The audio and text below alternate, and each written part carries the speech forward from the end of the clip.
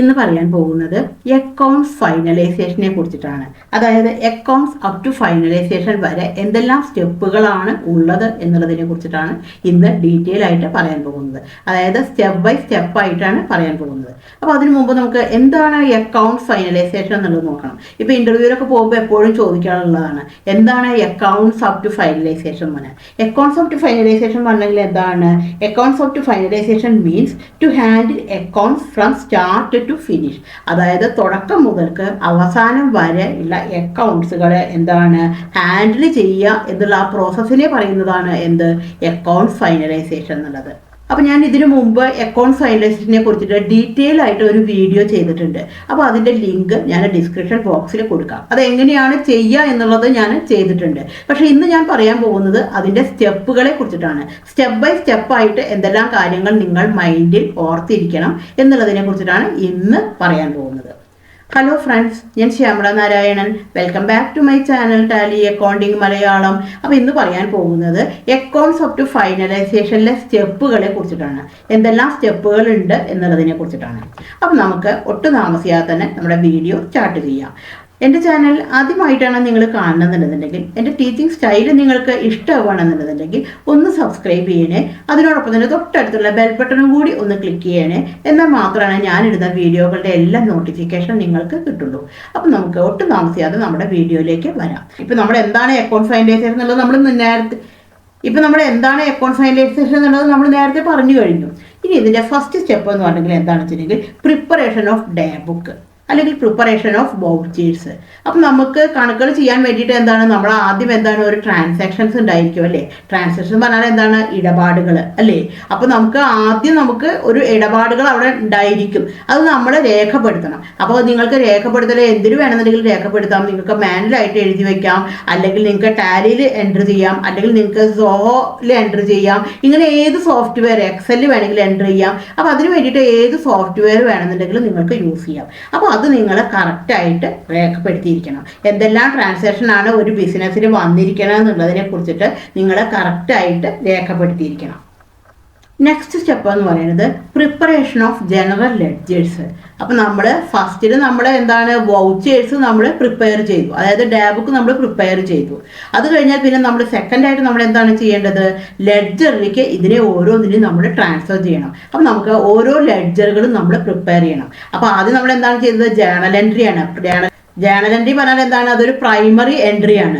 അത് കഴിഞ്ഞാൽ സെക്കൻഡറി നമ്മൾ എന്താണ് ലെഡ്ജറിലേക്ക് ട്രാൻസ്ഫർ ചെയ്യേണ്ടത്. അപ്പോൾ നമുക്ക് ഓരോ ലെഡ്ജറുകളായിട്ട് ചെയ്തു വെച്ചിട്ടുണ്ട്. അപ്പോൾ നമുക്ക് അപ്പോൾ നമ്മൾ ആദ്യം ജേണൽ എൻട്രി ചെയ്തിട്ടുണ്ടായിരിക്കും. ആ ജേണലിനെ എല്ലാം നമ്മൾ എന്തിലേക്ക് ട്രാൻസ്ഫർ ചെയ്യണം? ഓരോ ലെഡ്ജറിലേക്ക് നമ്മൾ പോസ്റ്റ് ചെയ്യണം.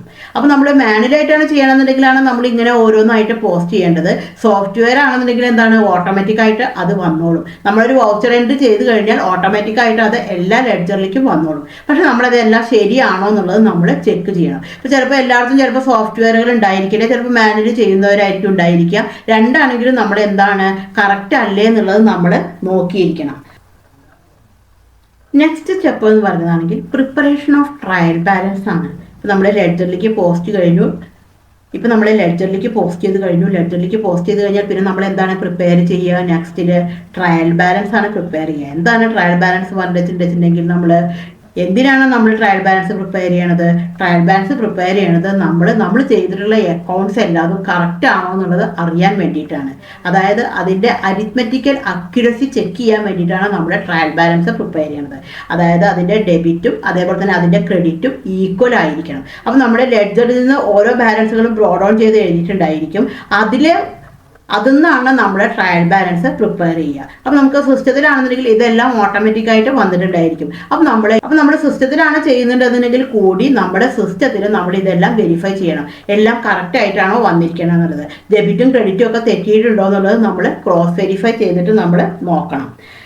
ഇപ്പോൾ ബിസിനസ് ആണെന്നുണ്ടെങ്കിൽ അവിടെ 3 തരത്തിലുള്ള ബിസിനസ്സുകളാണ് ഉണ്ടായിരിക്കുക. ഒന്ന് സോൾ പ്രൊപ്പറേറ്റർഷിപ്പ് ഉണ്ടായിരിക്കും, രണ്ടാമത്തെ പാർട്ണർഷിപ്പ് ഉണ്ടായിരിക്കും, മൂന്നാമത്തെ ആണെന്നുണ്ടെങ്കിൽ കമ്പനി ആയിരിക്കും ഉണ്ടായിരിക്കുക. അപ്പോൾ സോൾ പ്രൊപ്പറേറ്റർഷിപ്പ് എന്ന് പറഞ്ഞാൽ അറിയാലോ നിങ്ങൾക്ക്, ഒരാൾ മാത്രം നോക്കി നടത്തുന്നതാണ്. പാർട്ണർഷിപ്പ് എന്ന് പറഞ്ഞാൽ എന്താണ്? അതെന്താണ്? ഒന്നിൽ കൂടുതൽ ആൾക്കാരുണ്ടായിരിക്കും. കമ്പനി പറഞ്ഞാൽ എന്താണ്? അതെന്താണ്? ഇപ്പോൾ private limited company, public limited company എന്ന് പറഞ്ഞിട്ടാണ്. അപ്പോൾ ഈ മൂന്നിൻ്റെയും ലോസും എൻറ്റയർലി ഡിഫറെൻ്റ് ആണ്. അപ്പോൾ ഓരോ ഫേമിലും എന്താണ്? വിവിധ തരത്തിലുള്ള ലോകളാണ് നമ്മൾ അപ്ലൈ ചെയ്ത് കൊടുക്കേണ്ടത്. അപ്പോൾ ഇനി നെക്സ്റ്റ് സ്റ്റെപ്പ് എന്ന് പറയുന്നത് എന്താണെങ്കിൽ preparation of inventory calculation. Inventory പറഞ്ഞാൽ എന്താണ്? സ്റ്റോക്കാണ്. അപ്പോൾ നമ്മൾ സ്റ്റോക്ക് മെയിൻറ്റെയിൻ ചെയ്യേണ്ടതുണ്ടെന്നുണ്ടെങ്കിൽ, അതായത് നമ്മുടെ ഫേമിൽ സ്റ്റോക്ക് ഉണ്ടെന്നുണ്ടെങ്കിൽ നമ്മൾ അതിനെ കൃത്യമായിട്ട് നമ്മുടെ സ്റ്റോക്ക് മെയിൻറ്റെയിൻ ചെയ്യണം. സ്റ്റോക്ക് ഒരു സ്റ്റോക്ക് ഇൻവേർഡ് രജിസ്റ്റർ തന്നെ നമ്മൾ കീപ്പ് ചെയ്യണം. എന്തൊക്കെയാണ് അതിൽ രേഖപ്പെടുത്തേണ്ടത്? സ്റ്റോക്ക് ഇൻവേർഡ് വന്നിട്ടുള്ള സ്റ്റോക്ക്, സ്റ്റോക്ക് ഔട്ട്വേർഡ് നമ്മൾ സെയിൽ ചെയ്തിട്ടുള്ളത്, ഇപ്പം നമ്മുടെ കയ്യിൽ എത്രയാണ് ഉള്ളത്. ഇതിനോടൊപ്പം തന്നെ നമ്മൾ എന്താണ്? ഒരു ഫിസിക്കൽ സ്റ്റോക്ക് രജിസ്റ്റർ മെയിൻറ്റെയിൻ ചെയ്യണം. എന്തിനാണത്? ഇപ്പം നമ്മുടെ കയ്യിൽ ചില പ്രോഡക്റ്റുകൾ ഉണ്ടെന്നുണ്ടെങ്കിൽ അത് ഡാമേജ് ആയിട്ടുണ്ടായിരിക്കും. ഇപ്പം 10 കമ്പ്യൂട്ടർ ഉണ്ടായിരുന്നു വിചാരിക്കുക, അതിലൊരു 2 കമ്പ്യൂട്ടർ ഡാമേജ് ആയിട്ടുണ്ടോ. അപ്പോൾ നമുക്കിപ്പം എടുക്കാൻ പറ്റിയിട്ടുള്ള കമ്പ്യൂട്ടർ എത്രണ്ണേ ഉള്ളൂ? 8 ഉള്ളൂ. അപ്പം നമുക്ക് അതിന് വേണ്ടിയിട്ട് നമുക്കത് വിൽക്കാൻ പറ്റിയിട്ടുള്ളതല്ല, നമ്മൾ വിറ്റ് പോയിട്ടുള്ളതല്ല. അപ്പോൾ അതിന് വേണ്ടിയിട്ടാണ് അപ്പോൾ അങ്ങനെയുള്ള സ്റ്റോക്കിനെ പറയുന്നതാണ് ഫിസിക്കൽ സ്റ്റോക്ക് എന്നാണ് പറയുക. അപ്പോൾ അതിന് നമ്മളൊരു സെപ്പറേറ്റ് രജിസ്റ്റർ നമ്മൾ മെയിൻറ്റെയിൻ ചെയ്തിട്ട് വെക്കണം. ഇനി നമുക്ക് നെക്സ്റ്റ് സ്റ്റെപ്പ് എന്ന് പറയുന്നത് എന്താണെന്നുണ്ടെങ്കിൽ depreciation calculation as per company act. Depreciation പറഞ്ഞാൽ എന്താണ്? തേയ്മാനം. ഇപ്പം നമ്മുടെ ബിസിനസ്സിൽ അസറ്റുകളൊക്കെ ഉണ്ടായിരിക്കും. അപ്പോൾ അസറ്റുകൾക്കൊക്കെ എന്താണ്? ഓരോ വർഷം കഴിയുന്തോറും എന്താണ്? തേയ്മാനം വരും. ഞാനിപ്പോൾ ഇന്ന് 1 ലക്ഷത്തിന് വാങ്ങിച്ചിട്ടുള്ള ഒരു അസറ്റ് അടുത്ത കൊല്ലം എനിക്ക് വിറ്റ് കഴിഞ്ഞാൽ ഈ 1 ലക്ഷം കിട്ടില്ല. കാരണം എന്താണ്? അതിന് പഴക്കം വന്നിട്ടുണ്ട്. അപ്പോൾ നമ്മൾ ഓരോ വർഷവും നമ്മൾ ഡിപ്രീസിയേഷൻ കാൽക്കുലേറ്റ് ചെയ്യണം. എന്നിട്ട് വേണം നമ്മൾ ആ അസറ്റിൻ്റെ വാല്യൂ നമ്മൾ നിശ്ചയിക്കാൻ വേണ്ടിയിട്ട്. അപ്പോൾ നമുക്ക് ആ ഓരോ ഐറ്റത്തിനും നമുക്ക് ഓരോ അസറ്റിനും ആണെന്നുണ്ടെങ്കിൽ ഡിപ്രീസിയേഷൻ്റെ ഒരു പേഴ്സൻറ്റേജ് ഉണ്ടായിരിക്കും. അപ്പം നമ്മൾ എത്ര ഉപയോഗിച്ചു എന്നുള്ളത്, ഇപ്പോൾ 6 മാസമാണോ 1 വർഷമാണോ, അതിൻ്റെ പേഴ്സൻറ്റേജ് ആയിട്ട് നമ്മൾ കാൽക്കുലേറ്റ് ചെയ്തിട്ട് വേണം നമ്മൾ ആ അസറ്റിൻ്റെ വാല്യൂ നമ്മൾ നിർണ്ണയിക്കാൻ വേണ്ടിയിട്ട്. അപ്പോൾ ഇത്രയും കാര്യങ്ങളും നിങ്ങൾ ശ്രദ്ധയോട് കൂടി തന്നെ ചെയ്യണം. നെക്സ്റ്റ് സ്റ്റെപ്പ് എന്ന് പറയുന്നത് എന്താണെന്നുണ്ടെങ്കിൽ provision, closing and adjustment entries. അതായത് നമ്മൾ ഓരോ ലെഡ്ജറിനും നമ്മൾ ഓരോ പ്രൊവിഷൻ നമ്മൾ കീപ്പ് ചെയ്ത് വെക്കണം. ഫോർ എക്സാമ്പിൾ പറയുകയാണെങ്കിൽ ഇപ്പോൾ നമ്മൾ മാർച്ചിൽ ക്ലോസ് ചെയ്യാണ് ചെയ്യുന്നത്. അപ്പോൾ മാർച്ചിൽ ക്ലോസ് ചെയ്യുന്ന സമയത്ത് നമ്മൾ മാർച്ചിലെ സാലറി, മാർച്ചിലെ റെൻറ്റ്, മാർച്ചിലെ ഓഡിറ്റ് ഫീ ഇതെല്ലാം നമ്മൾ എപ്പോഴേ കൊടുക്കുള്ളൂ? ഏപ്രിലാണ് കൊടുക്കുള്ളൂ. അപ്പം നമുക്ക് അത് മാർച്ചിൽ കൊടുക്കാനുണ്ട് എന്ന് പറഞ്ഞിട്ടാണ് നമ്മളൊരു എൻട്രി ഇട്ട് വെക്കേണ്ടത്. അത് കഴിഞ്ഞ് നമ്മൾ നെക്സ്റ്റ് ഇയറിലാണ് നമ്മൾ ഇതിൻ്റെ എല്ലാം പേയ്മെൻറ്റ് നമ്മൾ കൊടുക്കുക. അപ്പോൾ ഇങ്ങനെയുള്ള കാര്യങ്ങളൊക്കെ നമ്മൾ ചെയ്തിട്ട് വെക്കണം. അതിന് പറയുന്നതാണ് അഡ്ജസ്റ്റ്മെൻറ്റ് എൻട്രി എന്ന് പറയും. അപ്പോൾ ഒരു മന്ത് എൻഡിൽ നമ്മൾ അഡ്ജസ്റ്റ്മെൻറ്റ് എൻട്രി ചെയ്യണം. എങ്ങനെയാണ് അഡ്ജസ്റ്റ്മെൻറ്റ് എൻട്രി ചെയ്യുക? ഇപ്പോൾ സാലറി ആണെന്നുണ്ടെങ്കിൽ എന്താണ് കാണിക്കുക? സാലറി ടു സാലറി പേയബിൾ, അല്ലെങ്കിൽ സാലറി ടു ഔട്ട്സ്റ്റാൻഡിങ് സാലറി. എന്നിട്ട് നമ്മുടെ പിറ്റത്തെ വർഷം എന്താണ് നമ്മൾ ചെയ്യുക? ഈ ഔട്ട്സ്റ്റാൻഡിങ് സാലറിയെ ഡെബിറ്റ് ചെയ്യുക. ബാക്കി ഇറ്റു എന്നുള്ളത് നമ്മൾ എന്താണ് കൊടുക്കേണ്ടത്? ക്യാഷ് അല്ലെങ്കിൽ ബാങ്ക്. അപ്പോൾ കഴിഞ്ഞ വർഷത്തെ ബാലൻസ് ഷീറ്റിലാണെന്നുണ്ടെങ്കിൽ അത് പേയബിൾ ആയിട്ട് കിടക്കും. പിറ്റത്തെ വർഷം നമ്മൾ എന്ത് ചെയ്തിട്ടുണ്ടെങ്കിൽ പിറ്റത്തെ വർഷം നമ്മൾ എടുത്തിട്ട് ബൈ സാലറി പേയബിളിനെയാണ് നമ്മൾ ഡെബിറ്റ് ചെയ്യേണ്ടത്. അപ്പോൾ ഓട്ടോമാറ്റിക്കായിട്ട് ആ എമൗണ്ട് അവിടെ നില്ലായിട്ട് മാറും. ഇതേപോലെ തന്നെയാണ് നമ്മൾ പ്രൊവിഷൻസും നമ്മൾ കീപ്പ് ചെയ്ത് വെക്കണം. ഇപ്പോഴാണെന്ന് വെച്ചിട്ടുണ്ടെങ്കിൽ നമുക്കിപ്പോൾ ഇൻകം ടാക്സ് ഒക്കെ കൊടുക്കേണ്ടി വരും ഓരോ വർഷം. അപ്പോൾ നമുക്ക് കറക്റ്റായിട്ട് ഇപ്പോൾ ടാക്സിൻ്റെ എമൗണ്ട് എത്രയാണെന്ന് അറിയില്ല. അപ്പോൾ നമ്മൾ എന്താണ് ചെയ്യുക? ഒരു പ്രൊവിഷൻ അതിന് വേണ്ടിയിട്ട് നമ്മൾ കീപ്പ് ചെയ്തിട്ട് വെക്കും. എന്നിട്ട് നമ്മൾ ആ പ്രൊവിഷനിൽ നിന്നാണ് നമ്മൾ പിറ്റത്തെ വർഷം നമ്മൾ കൊടുക്കുക. അപ്പോൾ ഇതിനെക്കുറിച്ചിട്ടെല്ലാം ഞാൻ ആ ഡീറ്റെയിൽ ആയിട്ട് ആ വീഡിയോയിൽ ഞാൻ പറഞ്ഞിട്ടുണ്ട്. അക്കൗണ്ട് ഫൈനലൈസേഷൻ എന്നുള്ളൊരു വീഡിയോയിൽ ഞാൻ ഡീറ്റെയിൽ ആയിട്ട് പറഞ്ഞിട്ടുണ്ട്. ഇതേപോലെ തന്നെ നമുക്ക് എന്താണ് പ്രീപെയ്ഡ് ആയിട്ടുള്ളതും കാണിക്കണം. കാരണം മുൻകൂട്ടി നമുക്ക് കിട്ടിയിട്ടുണ്ടായിരിക്കും. അപ്പോൾ അതിന് നമ്മൾ എന്താണ് അഡ്ജസ്റ്റ്മെൻറ്റ് എൻട്രി നമുക്ക് ചെയ്യണം. അതായത് ചുരുക്കി പറഞ്ഞു കഴിഞ്ഞാൽ നമ്മൾ ആ വർഷത്തെ എക്സ്പെൻസുകൾ മാത്രമേ എടുക്കാൻ പാടുള്ളൂ, ആ വർഷത്തെ ഇൻകം മാത്രമേ എടുക്കാൻ പാടുള്ളൂ. ബാക്കിയുള്ളതെല്ലാം നമ്മൾ എന്താണ് അഡ്ജസ്റ്റ്മെൻറ്റ് എൻട്രി ഇട്ടിട്ടാണ് നമ്മൾ ചെയ്യേണ്ടത്. അപ്പോൾ അതേപോലെ തന്നെ അതിന് വേണ്ടിയിട്ടാണെങ്കിൽ ഔട്ട്സ്റ്റാൻഡിങ് ചെയ്യണം. അതേപോലെ തന്നെ പ്രീപെയ്ഡ്, അതേപോലെ തന്നെ അക്രൂഡ് പറഞ്ഞാൽ എന്താണ്? കിട്ടാനുണ്ട്, കിട്ടിയിട്ടില്ല. അപ്പോൾ കിട്ടാനുള്ളതായതുകൊണ്ട് നമ്മൾ എന്താണ് ആ വർഷത്തേക്കായിട്ട് കാണിക്കണം. കിട്ടിയിട്ടില്ല എന്നുള്ളതുകൊണ്ട് എന്താണ് ആ വർഷത്തെ ഇൻകം അല്ലാതെ ആകുന്നില്ല. അപ്പോൾ ഇതിനെല്ലാം നമ്മൾ അഡ്ജസ്റ്റ്മെന്റ് എൻട്രീസ് നമ്മൾ പാസ് ചെയ്തു വെച്ചിരിക്കണം. നെക്സ്റ്റ് എന്ന് പറഞ്ഞെങ്കിൽ എന്താണ് ലെഡ്ജർ സ്ക്രൂട്ടിനി, അതേപോലെ തന്നെ vouchering of document and close the books of accounts. നമ്മളിതെല്ലാം ചെയ്ത് കഴിഞ്ഞാൽ പിന്നെ നമ്മൾ ഓരോ ലെഡ്ജറുകളായിട്ട് നമ്മൾ പരിശോധിക്കണം. അതായത് നമ്മൾ ചെക്ക് ചെയ്യണം ഓരോ ലെഡ്ജറിലും എന്തെല്ലാം അതായത് നമ്മൾ ചെക്ക് ചെയ്യണം എല്ലാ ലെഡ്ജറുകളും കറക്റ്റ് ആണോ എന്നുള്ളത് നമ്മൾ ഒരു ക്രോസ് വെരിഫൈ ചെയ്തിട്ടാണ് നമ്മൾ ചെക്ക് ചെയ്തിട്ട് വെക്കണം. അതേപോലെ തന്നെ അതേപോലെ തന്നെ ഓരോന്നിനും കറസ്പോണ്ടിങ് ആയിട്ടുള്ള ഡോക്യുമെന്റ് ഉണ്ടോ, കാരണം ഇതെല്ലാം കഴിഞ്ഞാൽ പിന്നെ നമ്മൾ ഇത് CAക്കാണ് കൊടുക്കുക ഓഡിറ്റിങ്ങിന് വേണ്ടിയിട്ട്. അപ്പൊ നമ്മൾ അതിന് മുമ്പ് തന്നെ നമ്മൾ എന്താണ് ഫേമിലെ അക്കൗണ്ടന്റ് എന്താണ് ഒരു ഓഡിറ്റിംഗ് ചെയ്തിരിക്കണം. അപ്പോൾ ഓഡിറ്റിംഗ് ചെയ്യാൻ പറഞ്ഞാൽ എന്താണ് വെരിഫൈ ചെയ്യുക എന്നുള്ളതാണ് അർത്ഥം. അപ്പൊ നമ്മുടെ അക്കൗണ്ട്സ് നമ്മൾ വെരിഫൈ ചെയ്യണം, എന്നിട്ടാണ് നമ്മൾ CA അല്ലെങ്കിൽ ഓഡിറ്റർക്ക് നമുക്ക് നമ്മുടെ അക്കൗണ്ട്സ് ഓഡിറ്റ് ചെയ്യാൻ വേണ്ടിയിട്ട് നമ്മൾ കൊടുക്കുക.